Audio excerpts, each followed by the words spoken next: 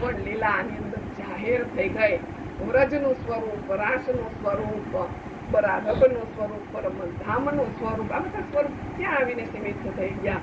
ધની શ્રી દેવચંદ્રજીની અંદર ને પછી ઈ સ્વરૂપ પાછું બધા એની અંદર જ છે. પાછું ઈ સ્વરૂપ કોની અંદર બિરાજમાન થઈ ગયું, પ્રવિષ્ટ થઈ ગયું? તો બહાર કે ધનીએ છુપાય છે ને, ક્यों छोड़ू अपनी अर्धांग, इंद्रावती हृदय बैठे अपने આગળ ચરણ કયું છે? તો બહાર કે ધનીએ જાણ્યા, ક્यों छोड़ू अपनी अर्धांग. જ્યારે દેવચંદ્રજીની અંદર જે સ્વરૂપ બેઠું હતું ને, એને વિચાર કર્યો કે હું હારીને થાકીશ નહીં, આ અર્ધાંગ જે છે મારીને હું એમણું નહીં છોડું. પણ ઇન્દ્રાવતીના હૃદયની અંદર આવીને બેસી ગયા અપંગ. મતલબ એ પોતે કઈ નહીં કરે, અપંગ માણસ કઈ નથી કરી શકતો ને, એટલે કીધું ઇન્દ્રાવતી હૃદય અપંગ.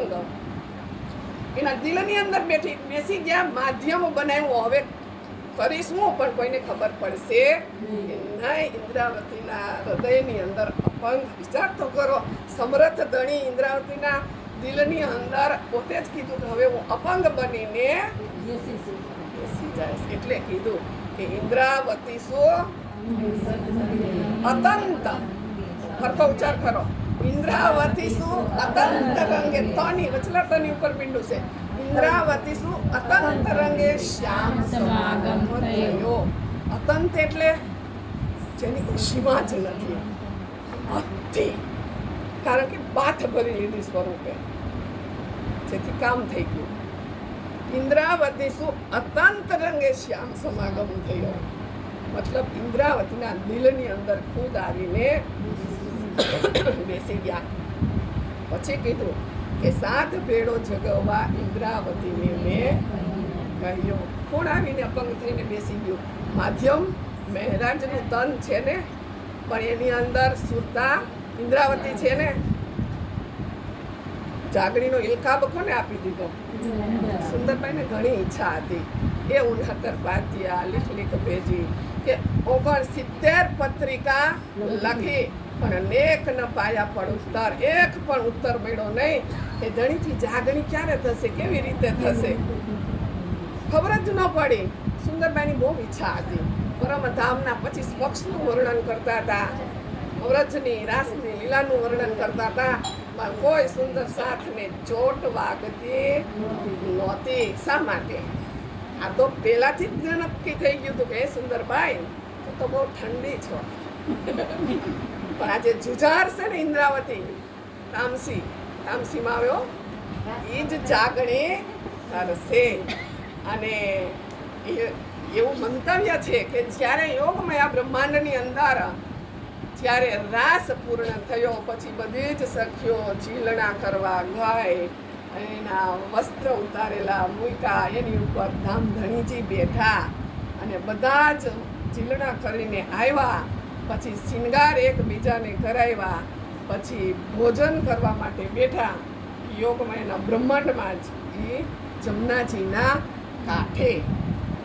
ત્યારે કોળીઓ લઈ શ્રી રાજે ઇન્દ્રાવતીના ઈશારો કરી દીધો હતો. આસબાઈ અને સુંદરબાઈ આ બંને ભેગા બેઠા હતા.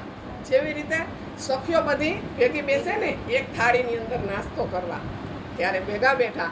એટલે અંદર એને એવી ઈચ્છા હોય કે રાજજી મને પણ કોળીઓ આપે. પણ ત્યારે ઈશારો કરી દીધો હતો કે જાગણીનો ઇલકાબ ઇન્દ્રાવતીને હાથે છે, તમારા કોઈનું એમાં કામ નથી. 3 જુદ કીધા ફરી ફરીને પછી બીજી હોત ને તો ક્યારની પાછી વળી ગઈ હોત. આ તો ઇન્દ્રાવતી એવી જુજાર હતી ને, એટલે ખડી રહી. જે અમે એક જે રામ ખડા રહી ગયા, બધા ભાગી ગયા. ડર આવે ને. અને પાછા જુઓ તો ખરા, સાક્ષાત ધણી હતા, પણ ત્યારે પહેચાન નહોતી. ત્યારે પહેચાન નહોતી. આ મેરઠ ઠાકોર જ છે.